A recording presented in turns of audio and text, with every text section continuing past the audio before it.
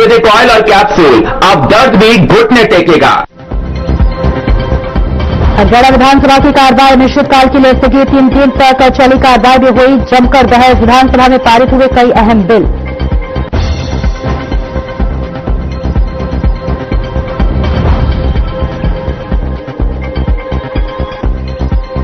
सदन में उठा प्रदेश में स्वास्थ्य सुविधाओं का मुद्दा। सीएम नाथ सिंह सैनी ने दिया जवाब, कहा सरकार स्वास्थ्य के क्षेत्र में कर रही निरंतर कार्य।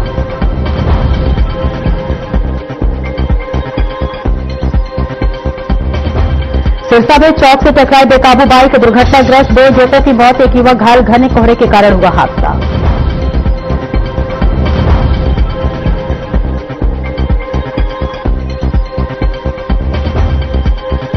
हरियाणा में ठंड और कोहरे का डबल अटैक। गुरुग्राम पुलिस ने जारी की ट्रैफिक एडवाइजरी, वाहन चालकों को सतर्कता बरतने के दिए निर्देश।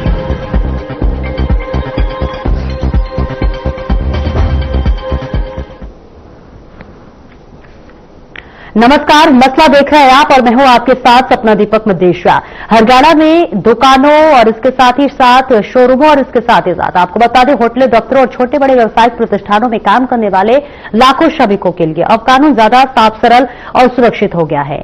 आज यानी सोमवार को विधानसभा ने हरियाणा दुकानदार और एवं वाणिज्यिक प्रतिष्ठान विधेयक 2025 को पारित कर दिया गया है।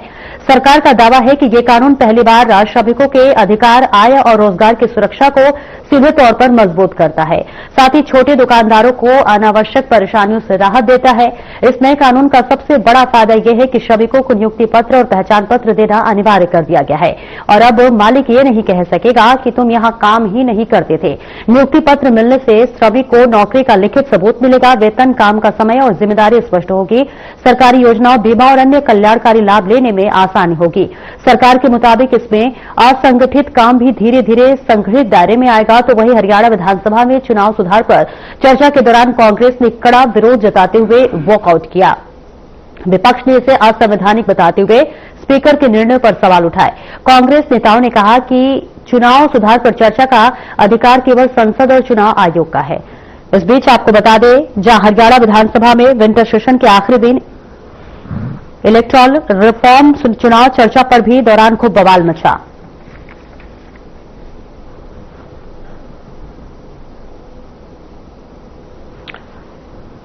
तो करेंगे इसी पर चर्चा और हमारे साथ खास मेहमान जुड़ रहे हैं। परिचय करा देते हैं आपका।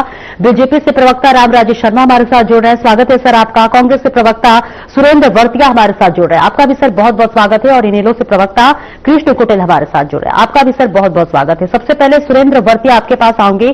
देखिए, आज एक साथ कई विधेयक पास हुए हैं, लेकिन इसके बाद भी विपक्ष लगातार हंगामा करता रहा, यहां तक कि वॉकआउट भी करने की जरूरत पड़ गई। क्यों? आपके माध्यम से सपना जी, मैं आपके सभी दर्शकों को और साथी पैनलिस्टों को नमस्कार कहना चाहूंगा जी। देखिए सपना जी, बात यह है कि विपक्ष वॉकआउट तब करता है जब विपक्ष की बात नहीं सुनी जाती, क्योंकि विपक्ष जो है वो जनता की भूमिका निभाता है। बिल्कुल, जन की आवाज को सदन में उठाना विपक्ष का काम है। और विपक्ष ने जो आवाज उठाई, जो बात की, उस बात पर जब चर्चा नहीं हुई, उसके सही तथ्य, उसके सही आंकड़े, सही बातें, उस पर सही जवाब नहीं दिया गया, तो विपक्ष को वॉकआउट करना पड़ा। इसमें सबसे पहले बात कि सरकार अपनी मर्यादा खो चुकी है, सरकार अपना विश्वास खो चुकी है। सरकार बेशक नंबर में पूरी होगी, लेकिन सरकार जो है जनता में, किसानों में, नौजवानों में और महिलाओं में, मजदूरों में, सब जगह अपना विश्वास खो चुकी है। दूसरी बात यह है कि सरकार जो है सदन में ना तो कोई जवाब देती है, ना सही आंकड़े बताती है, सिर्फ अपनी बात करती है, विपक्ष की बात सुनती नहीं है। और सरकार ये बताए कि जो किसानों को मुआवजे की बात कही गई थी कि किसानों को मुआवजा दे रहे हैं, और उनका जो पोर्टल के ऊपर अपलोड किया गया था, वो 5,29,000 लोगों का जो किसान थे, उन्होंने अपना मुआवजे के लिए अपील की थी। लेकिन सरकार ने 53,821 किसानों को ही अभी तक पोर्टल पे दिखाया है। तो बाकी के जो लोग हैं वो कहां गए, उनका क्या होगा, कैसे होगा, और उनकी फसल का मुआवजा उन्हें मिलेगा या नहीं मिलेगा, अब तक जब तक उनकी अपलोड नहीं हुआ है। और दूसरी बात ये, इसके साथ ही कि जो वहां पर अभी भी फसलें पानी में डूबी हुई हैं, और उन फसल, अगली फसल की बिजाई नहीं हो सकती। जो किसान जिनके ट्यूबवेल डूब गए या जिनकी मजदूरों की रोजी चली गई, उनका क्या होगा? जो ट्यूबवेल के बिल हैं, सरकार ने 6 महीने के लिए स्थगित किए, लेकिन जब आमदनी ही नहीं हुई तो सरकार को बिल माफ करने चाहिए थे।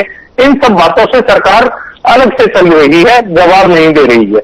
और फिर अगर बेरोजगारी की बात की जाए तो आज बेरोजगारी में हरियाणा नंबर 1 है। इसका आंकड़ा सबसे ऊपर है। ना तो सरकार सफाई नौकरियां दे पा रही है, ना ही सरकार इस पे श्वेत पत्र जारी कर पा रही है कि कितने लोगों को हमने नौकरियां दी, किस तरीके से नौकरियां दी। आप देख रहे हैं कि पिछले काफी टाइम से कभी पेपर लीक का मामला आ रहा है, कभी पेपर पोस्टपोन हो रहे हैं। नौजवानों के साथ ये बहुत ही गैर जिम्मेदाराना बातें हो रही हैं और इसी वजह से जो हमारा नौजवान है वो हरियाणा से निकलकर बाहर का रुख अपना रहा है कि विदेशों में जाकर उसको रोजगार मिल जाए, उसका घर का खर्च चल जाए, और उसको डंकी रूट के माध्यम से बाहर जाना पड़ रहा है।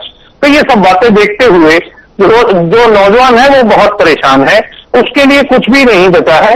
और इसके अलावा जो नौजवान जिसको जॉब नहीं मिल रही है या जो बाहर नहीं जा पा रहा है, तो वो बेचारा नशे की तरफ चलता चला जा रहा है। आज सरकार की कानून व्यवस्था की हालत ये है कि इतनी चरमरा गई है कि हर शहर में, हर गांव में, हर गली में, हर नुक्कड़ पर नशा आम बिक रहा है, लेकिन सरकार ने जो कानून व्यवस्था है उसके ऊपर बिल्कुल भी ध्यान नहीं दे रही है, वो चरमरा गई है। लेकिन और ठीक है सुरेंद्र भाटिया जी, लेकिन मुख्यमंत्री ने सदन में कहा कि कांग्रेस किसी भी प्रस्ताव पर चर्चा करने के लिए तैयार नहीं है। जब इनका राज था, इनके शासन में बंडल पे बंडल जो है रखी जाती थी, वोट चोरी का सीधा आरोप लगाया उन्होंने। देखिए, वोट चोरी तो हुई है। आपने देखा होगा पिछले दिनों जब इतनी बड़ी बात राहुल गांधी जी ने कही कि एक मॉडल, ब्राजील की मॉडल जिसका 22 बार फोटो भी अपलोड हुआ, वोट बने हुए हैं और वोट पोल भी हुआ, कभी सोनिका के नाम से, कभी मोनिका के नाम से, समथिंग जो भी है। तो आप देखिए कि कहीं ना कहीं तो सरकार की कमी रही। क्यों नहीं ये मिलान हुआ, क्यों नहीं ये चेक हुआ पहले, इलेक्शन से पहले? तो ये सारी चीजें हैं कि कैसे इतने वोट बढ़ गए। तो ये मुद्दे पे ये तो वॉकआउट करने का मुद्दा बनता ही है, क्योंकि सरकार इन पे चर्चा नहीं करती, जवाब नहीं देती प्रॉपर। और सरकार से ये बात तो सरकार से है ही नहीं होती थी। आपके शासन में वोट चोरी होती थी, बंडल के बंडल रखे जाते थे, मुख्यमंत्री ने कहा। देखिए, हमारे शासन में बहुत बढ़िया तरीके से जो इलेक्शन होता था, साफ सुथरे तरीके से इलेक्शन होता था, उस पर कोई ऑब्जेक्शन होती थी तो बात सामने निकल कर आती थी, रिकाउंटिंग होती थी। यहाँ तो 45 दिन की फुटेज दिखाने की बजाय इलेक्शन कमीशन उससे दूर जा रहा है कि हम फुटेज नहीं दिखाएंगे। कोई भी वीडियो रिकॉर्डिंग देने से मना कर रहा है, तो कैसे पता चलेगा कि क्या होगा? ठीक है सर, लौटती हूं आपके पास। रामराज शर्मा जी जवाब दे दीजिए। आप तक आवाज पहुंच पा रही है रामराज जी?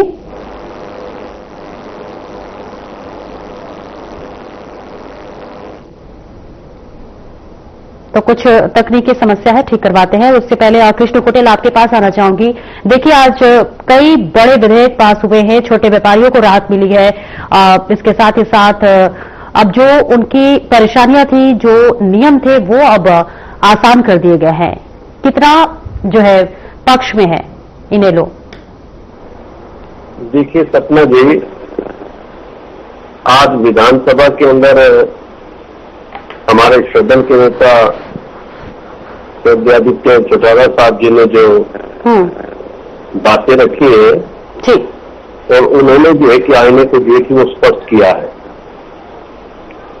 एक किसान की मौत हो जाती है और पुलिस कोई एफआईआर दर्ज नहीं करती, 4 दिन हो चुके हैं।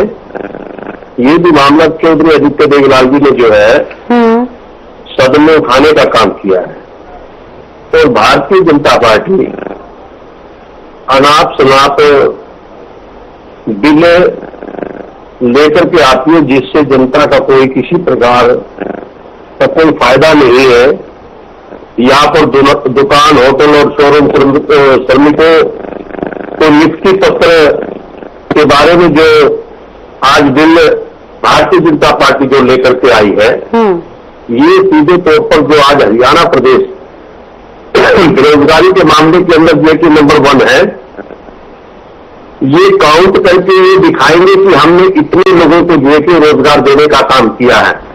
ये अब डाटा कलेक्ट करने का काम करेंगे इसके जरिए, और श्रमिकों को किसी भी प्रकार का जो है कि वो लाभ उन तक जो है कि वो पहुंचने वाला नहीं है, क्योंकि भारतीय जनता पार्टी जो है कि सामंतवाद में जो है कि ज्यादा विश्वास रखती है और ये पूंजीवाद को जो है कि बढ़ावा देने का काम कर रही है। आज हरियाणा प्रदेश के अंदर आप देख रहे हैं कि जातिवाद और पूंजीवाद को बढ़ावा है।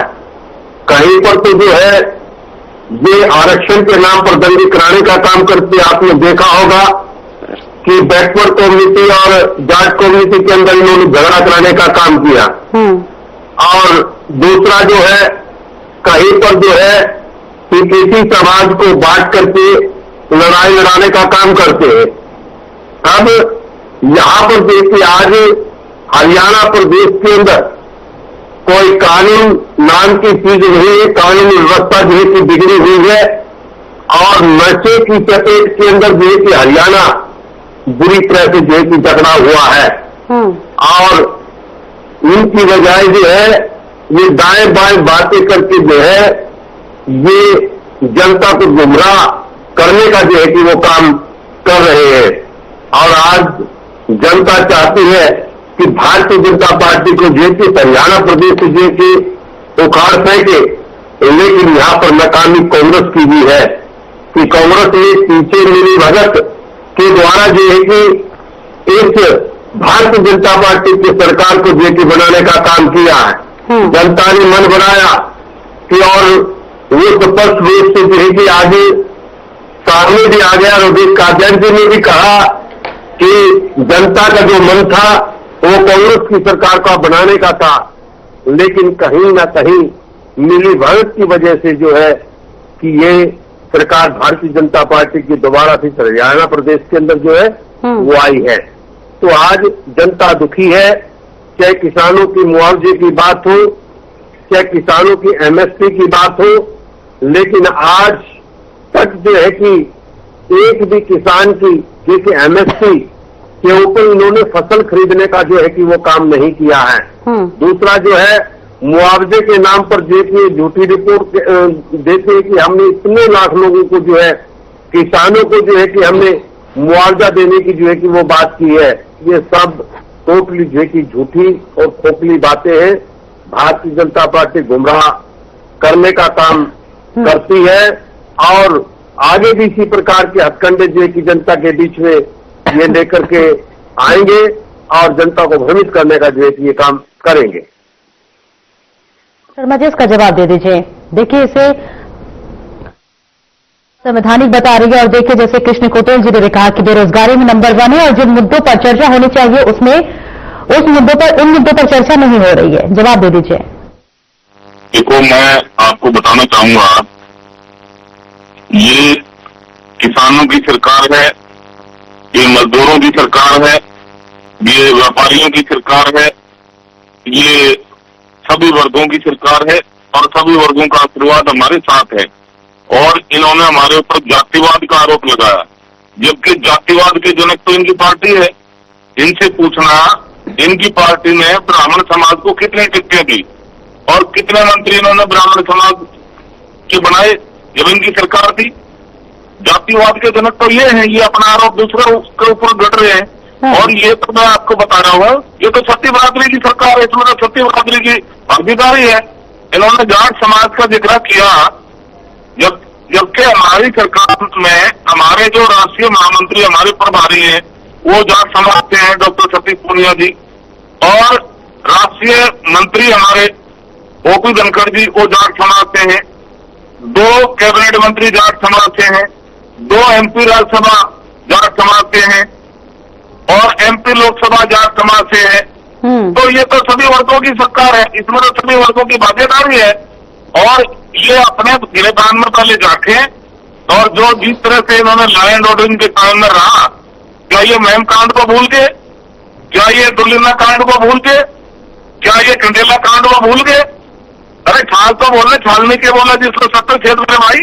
दूसरा मैं आपको बताना चाहूंगा, जिस तरह से विपक्ष का रवैया रहा, विपक्ष ने सिवाय शोर शराबा करने के, सिवाय सदन का टाइम खराब करने के, और विपक्ष ने कोई काम ही नहीं किया, जबकि विपक्ष को चाहिए था। मैं कांग्रेस पार्टी को भी कहना चाहूंगा, कांग्रेस के एमएलए साहिबान अच्छा होता अपने क्षेत्र की समस्याएं उठाते और उनका निवारण करवाते। माननीय मुख्यमंत्री जी वहां विराजमान थे, माननीय सारा मंत्री मंडल वहां पे विराजमान रहा, और जबकि माननीय मुख्यमंत्री तो 24 घंटे जनता की सेवा में समर्पित रहते हैं। युवाओं के हृदय सम्राट है, बहुत ही मिलनसार है, छत्ती बिरादरी के मसीहा है, और जिस तरह से माननीय मुख्यमंत्री जी काम कर रहे हैं, विपक्ष के पास में तो कोई मुद्दा रहा नहीं, विपक्ष डिफाइन हो गया।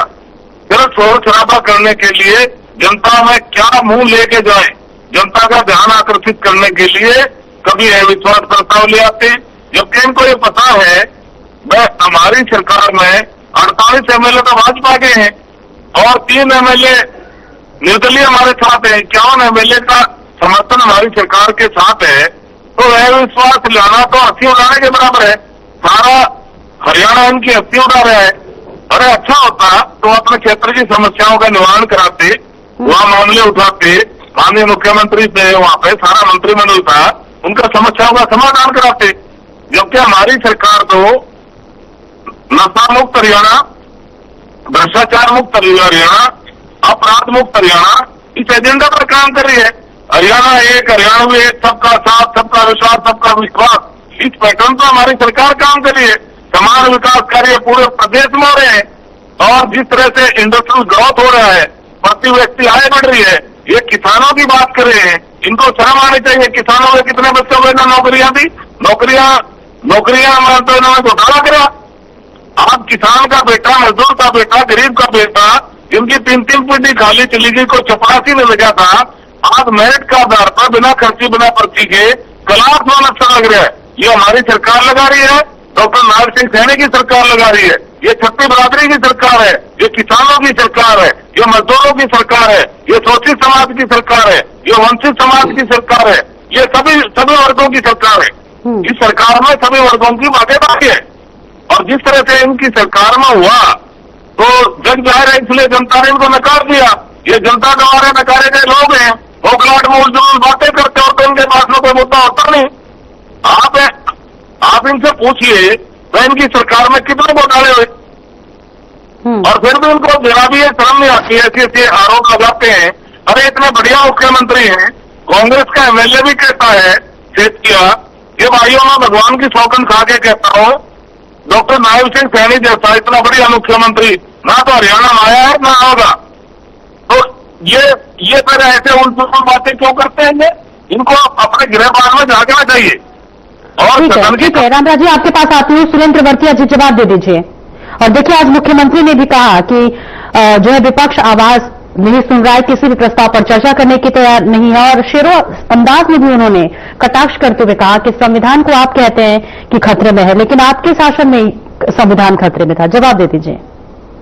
देखिए, जो बात अभी मेरे मित्र रामराज जी ने कही कि ये सरकार किसान हितैषी है, नौजवान हितैषी है, तो किसान सड़कों पे आंदोलन क्यों कर रहा है? अगर ये सब किसानों की सरकार है तो सड़कों पे क्यों है आज?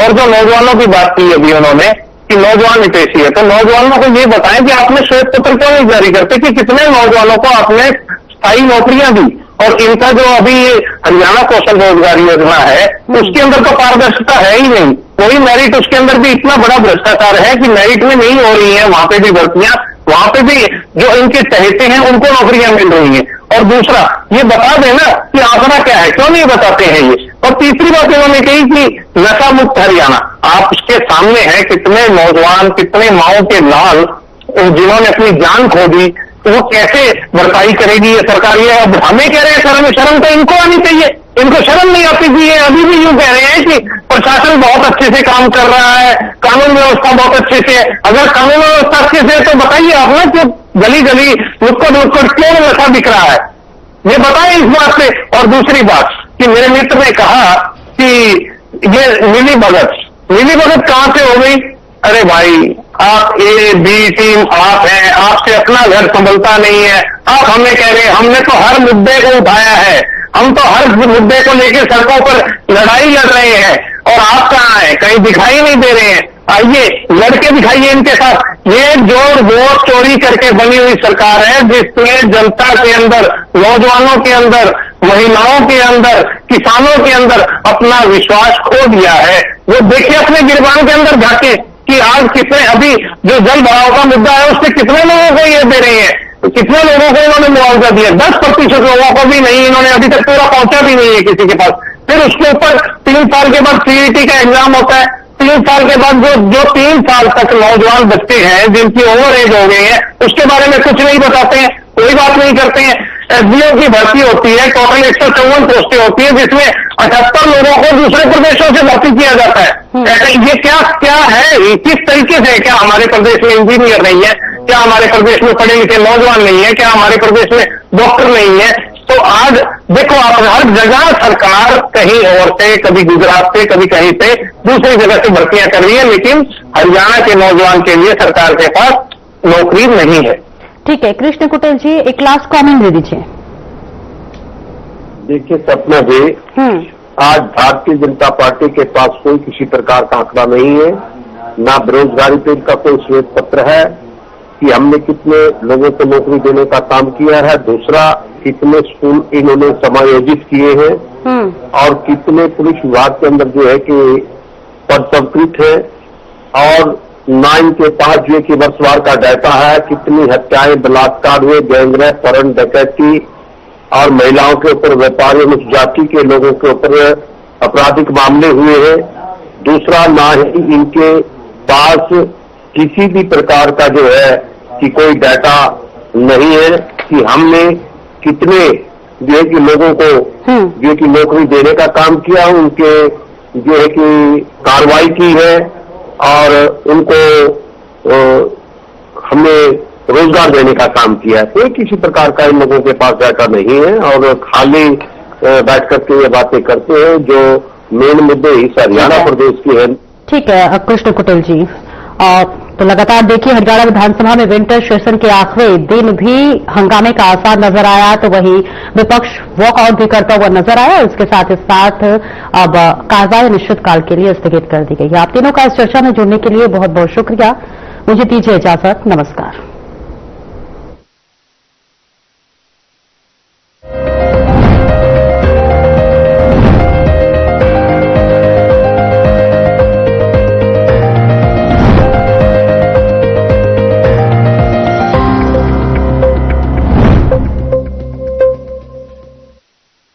कुछ लोग खाते पीते तो बहुत बढ़िया